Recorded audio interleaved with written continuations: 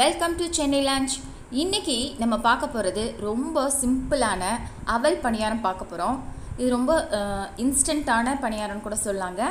அது செய்கிறது எப்படின்னு வாங்க வீடியோக்குள்ளே போகலாம். இப்போது வீடியோக்குள்ளே போகிறதுக்கு முன்னாடி ஒரு விடுகதையை பார்க்கலாமா?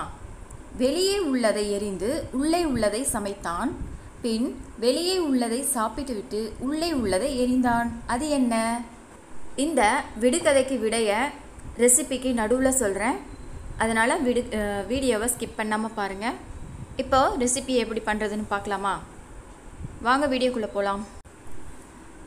1 கப் அளவுக்கு அவல் எடுத்திருக்கேன். நான் 10 நிமிஷம் போல் ஊற வச்சுருக்கேன். 10 நிமிஷம் போல் நல்லா ஊற வச்சுக்கோங்க. நல்லா அலசிட்டு நான் ஊற வச்சுருக்கேன். 1 கப் அவலுக்கு 1/2 கப் அளவுக்கு ரவை எடுத்திருக்கேன்.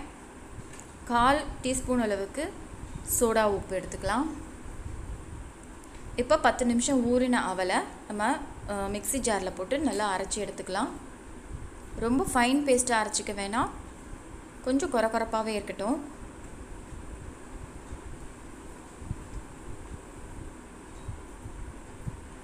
இந்த மாதிரி அரைச்சி எடுத்துருக்கேன் பாருங்கள். இப்போ நம்ம மிக்சிங் பவுலில் இதை நம்ம மாற்றிக்கலாம். அதோட 1/2 கப் அளவுக்கு ரவையை சேர்த்துக்கலாம். 1/4 டீஸ்பூன் அளவுக்கு சோடா உப்பு சேர்த்துக்கலாம். இது ஆப்ஷன் தான், வேணும்னா சேர்த்துக்கலாம், வேணான்னா ஸ்கிப் பண்ணிடலாம். இப்போ கொஞ்சமாக தண்ணி சேர்த்துக்கோங்க, அதிகமாக சேர்த்துடாதீங்க. தேவையான அளவு மட்டும் சேர்த்துக்கோங்க. கொஞ்சம் கெட்டியான மாவு மாதிரி இருக்கணும், ரொம்ப தண்ணியாக இருக்கக்கூடாது. இப்போ தேவையான அளவு உப்பு சேர்த்துக்கலாம்.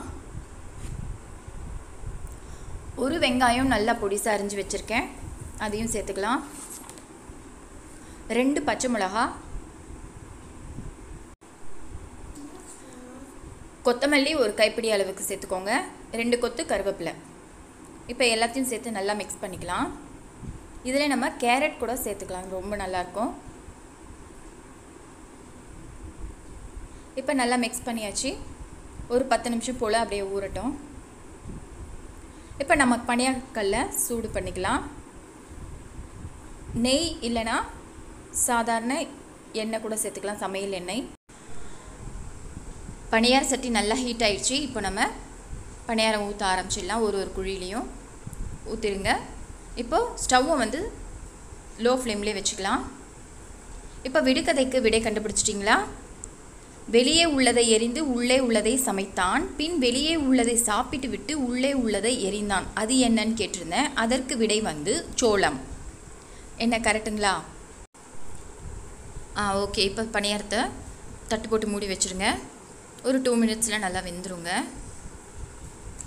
லோ ஃப்ளேம்லேயே வச்சுட்டு நம்ம பணியாரத்தை சுட்டோம்னா நல்லா நமக்கு பணியாரம் கிடைக்கும்.